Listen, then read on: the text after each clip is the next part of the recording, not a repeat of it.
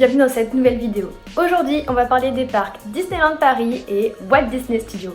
Je vais vous donner toutes mes astuces pour pouvoir passer la meilleure journée possible au parc et surtout optimiser votre temps pour repartir des souvenirs plein la tête. Disneyland Paris, on le sait, c'est un budget, mais ça fait toujours autant rêver et moi la première, même à 23 ans, j'adore y passer une journée. Comme je le disais, c'est un budget et pour obtenir ces fameux billets, mon premier conseil va être d'exploiter le CE de vos parents ou de votre entreprise si vous travaillez déjà. Sachez que vous allez pouvoir avoir des tarifs préférentiels très avantageux selon votre entreprise. Donc n'hésitez pas à demander à votre CE si vous pouvez avoir des réductions pour les billets d'entrée au parc. Il peut y avoir des réductions pour un parc, mais également pour les deux, et des fois on trouve vraiment de sacrées réductions. Deuxièmement, n'hésitez pas à vous servir des chèques vacances ANCV pour régler sur les parcs, ils sont acceptés. Deuxième conseil pour optimiser son temps sur les parcs Disneyland Paris et Walt Disney Studios, c'est de télécharger à l'avance l'application Disneyland. Elle vous permettra de gagner un temps fou sur votre journée au parc. Elle vous permettra de voir les temps d'attente en temps réel et comme ça vous pourrez aller sur les attractions où il y a un petit peu moins d'attente, de jongler entre les deux parcs. Elle vous permettra également de voir où sont situées les toilettes, les restaurants, les boutiques et, très important, de connaître les horaires des parades et des spectacles. On y reviendra un petit peu plus tard dans la vidéo, mais vous allez voir, c'est un sacré avantage même quand on ne veut pas forcément aller les voir. Une petite astuce que je ne pensais pas forcément donner un jour, mais j'en ai fait les frais. Sur ce type de billet, vous allez voir qu'au bout d'un moment, l'encre s'efface. Aïe! Pas de panique! J'ai la solution. J'ai téléphoné à Disneyland Paris pour savoir si je pourrais quand même rentrer dans le parc avec mes billets et le QR code un petit peu effacé. Et la solution est toute bête, c'est de relever les numéros qui sont inscrits à côté de votre QR code. Bon là ça sert à rien de les noter, hein, ces billets ont déjà été utilisés. Et en fait, quand vous allez arriver au portique d'entrée sur les deux parcs, le cast member va rentrer ces numéros directement depuis l'ordinateur et vous allez pouvoir rentrer. Voilà, ça peut sauver d'une galère. Si jamais un jour ça vous arrive, pensez bien à relever les numéros qui se trouvent à côté du QR code, c'est super important, sinon vous ne pouvez pas rentrer. En échange, je vous mets une petite vidéo juste ici, vous allez recevoir un ticket FastPass pour pouvoir justement prendre vos FastPass. On y reviendra juste après, c'est très utile pour gagner du temps dans les parcs. Très important, quand on veut profiter d'une journée sur un parc d'attractions, prévoyez une tenue confortable et des baskets. Préparez votre sac la veille et pensez à prendre une bouteille d'eau ou une gourde. Vous allez pouvoir les recharger directement dans les parcs gratuitement. Ça vous évitera de devoir acheter une bouteille d'eau qui est assez chère sur le parc. Ça vous permettra également de prendre avec vous des petites collations et d'éviter, si vous n'en avez pas envie, d'acheter un biscuit avec une tête de Mickey.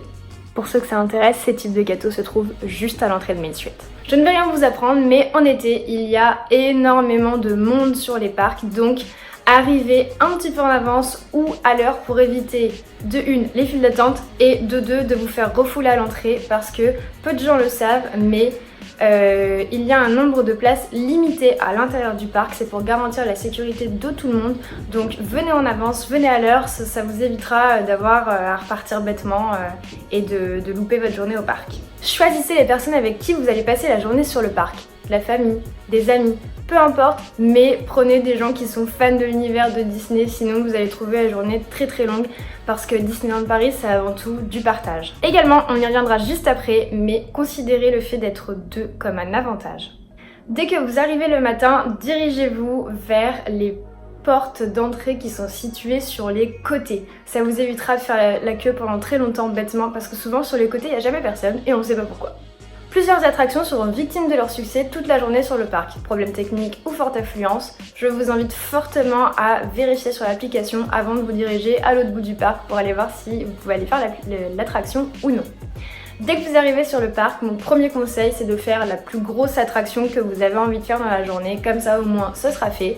Et deuxième conseil, courez prendre le FastPass qui vous fait plaisir. Sachez que le fast-pass le plus stratégique reste encore pour moi Big Thunder Mountain. Il y a toujours énormément de files d'attente dans la journée pour faire cette attraction. Donc le Graal ultime pour moi c'est d'aller prendre le fast-pass Big Thunder Mountain. De toute façon vous allez voir il y a énormément de files d'attente pour aller rien que prendre le fast-pass. Autre petite astuce pour les attractions, je sais pas si c'est vraiment avéré mais en tout cas ça a marché pour moi à chaque fois que je me suis déplacée sur le parc. Il s'agit de l'attraction Pirates des Caraïbes. Au moment où vous arrivez dans la file d'attente au tourniquet, juste avant de monter dans les bateaux, allez à gauche parce que souvent les gens restent bloqués sur la droite parce que c'est par là qu'on arrive. Et si vous allez directement à gauche, vous allez pouvoir gratter quelques places comme ça. Si vous avez choisi de vous restaurer sur le parc et de ne pas emporter votre sandwich avec vous, sachez qu'il n'y aura aucun bon moment pour aller vous restaurer au moins au déjeuner. Ça va être tout le temps blindé, donc tant pis, il faut faire la queue. Ça ne sert à rien d'aller faire une attraction puis de revenir en pensant qu'il y aura moins de monde. Une fois, ça m'est arrivé et finalement j'ai mangé à 4h de l'après-midi et il y avait toujours autant de files d'attente. Faites toutefois attention le soir si vous vous restaurez sur le parc car certains restaurants ferment beaucoup plus tôt que d'autres. Tout à l'heure, je vais vous parler des horaires des parades qui sont visibles sur l'application Disneyland Paris. Eh bien, sachez que c'est très utile lorsque vous voulez faire les grosses attractions de checker ces horaires. En été, la parade la plus importante est à 17h30 et c'est à ce moment-là que vous allez pouvoir faire les attractions qui sont le plus sollicitées dans la journée. Vous allez voir, les temps d'attente vont considérablement chuter. Mais ce n'est pas la seule parade dans la journée, il y a plusieurs spectacles qui se déroulent un petit peu partout dans le parc. Donc je vous invite vraiment à checker ces horaires et à vous organiser en fonction pour aller faire les attractions que vous avez trop envie de faire. Donc je pense notamment à l'Hyperspace Mountain, Indiana Jones, BTM, mais aussi Crush Coaster, Ratatouille, toutes les grosses attractions comme It's a Small World aussi.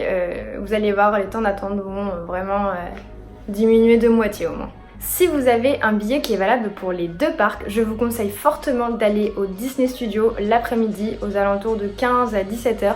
Vous verrez qu'il y aura beaucoup moins de monde, c'est très calme. Je vous insère ici des petites vidéos de mon dernier séjour à Disneyland Paris. Vous allez voir qu'il y a vraiment moins de monde au Disney Studio l'après-midi. Et c'est notamment lié justement à la période, à la parade de 17h30 qui se déroule à Disneyland Paris. Voilà, je dis ça, je dis rien.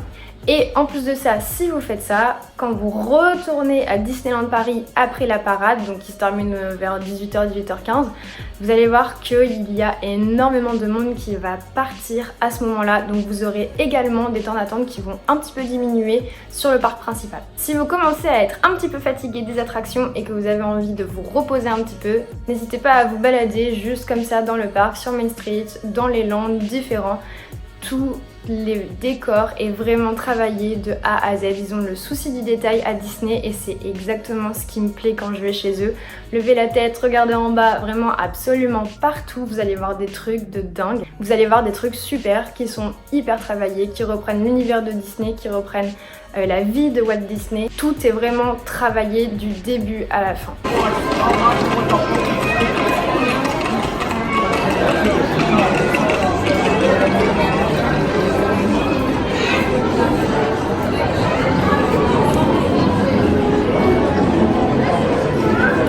N'hésitez pas non plus à vous promener dans les boutiques, vous allez voir, il y a aussi des choses à voir. Vidéo. Je sais pas si vous vous souvenez de lui dans Toy Story 3, mais en fait ils disent que son ventre sent la fraise dans le dessin animé, et en fait c'est vrai, ils sont aussi dans les magasins de Disneyland Paris. Ça sent super bon. Tout à l'heure, je vous disais que être deux est un avantage et c'est vrai parce que vous allez pouvoir gagner du temps dans les attractions quand vous faites les files d'attente. Souvent, les cast members ont demandé s'il y a un groupe de 2 personnes pour compléter un wagon pour que ça puisse partir en entier. Donc, écoutez bien, vous pouvez également tester les files single rider si vous voulez faire une attraction absolument mais que vous n'avez pas forcément le temps de faire la file d'attente en entier et que vous êtes prêt à vous séparer. Si vous avez envie d'avoir un souvenir de votre séjour à Disneyland Paris, je vous déconseille de faire vos petites emplettes le soir avant de partir ou avant la parade parce que c'est là que absolument tout le parc va faire ses emplettes pour se reposer un petit peu, notamment aussi avant le spectacle nocturne.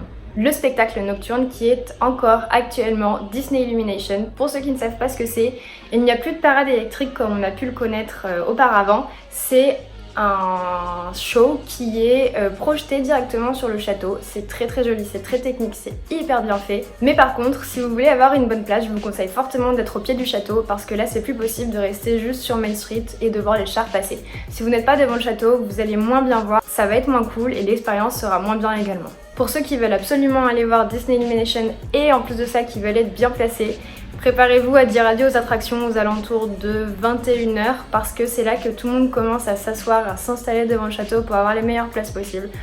Donc voilà, si vous ne savez pas quoi faire en attendant, vous n'avez qu'à trier vos photos de la journée. Si vous n'avez pas forcément envie d'aller voir le spectacle, profitez justement de ces heures-là pour aller faire les attractions que vous n'avez pas eu le temps de faire dans la journée. Notamment BTM, je vous conseille fortement de faire BTM à la tombée de la nuit, c'est exceptionnel, vous allez pouvoir voir le château illuminé et le parc illuminé également, ça vaut le détour. À la fin du spectacle, je vous conseille de prendre les arcades qui se situent de part et d'autre de Main Street parce que tout le monde va se ruer encore une fois dans les magasins et partir par Main Street.